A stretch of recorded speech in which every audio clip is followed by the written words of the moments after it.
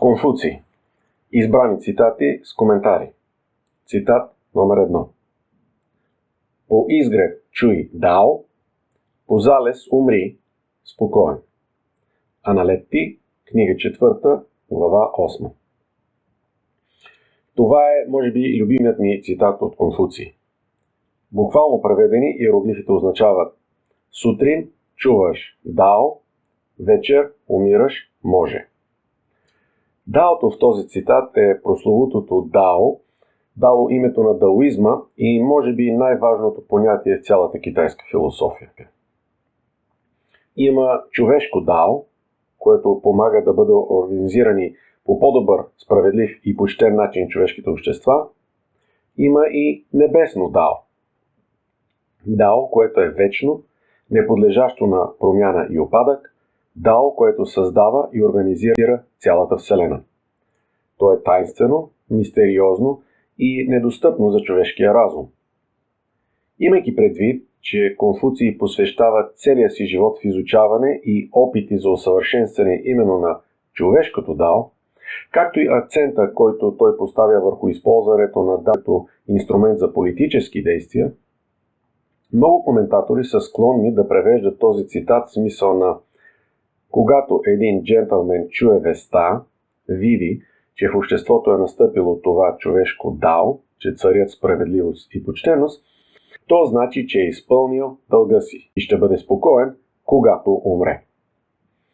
Други придават малко по-цинично и кариеристко звучене на цитата, четейки го като: когато джентълменът чуе веста, че е назначен на висок пост, че качествата му са били оценени подобаващо от краля, то той може спокойно да умре, тъй като е постигнал признанието, за което е мечтал цял живот.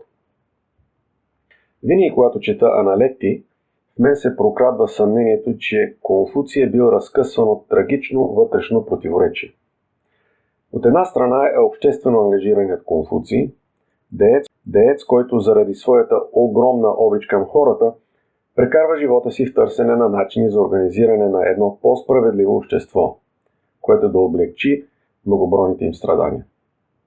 От другата страна е един изключително загрижен за пълното развитие на вътрешните си добродетели Конфуций, мислител с огромна любов и жажда за знание, който в часовете на най-дълбоко размишление, далеч от обществото и останал насаме с мислите си, е даоист, котнееш да се посвети на личното си самосъвършенстване, преследване на по-висшето небесно дао. Именно като една такава въздишка излъчва се от най-интимните дълбини на душата му, възприемам аз този цитат. Когато на сутринта, най-сетне, ако въобще някога, успееш да прозрееш истинският, единен, неизменен принцип, този, който надхвърля изкуствено създадените човешки категории добро, зло, красиво, грозно, възвишено, долно, на небесното дао, принципът създаващ и поддържащ естествения ход на всичко във Вселената, то тогава още същата вечер спокойно можеш да умреш. Защото всичко останало вече просто не си струва усилието.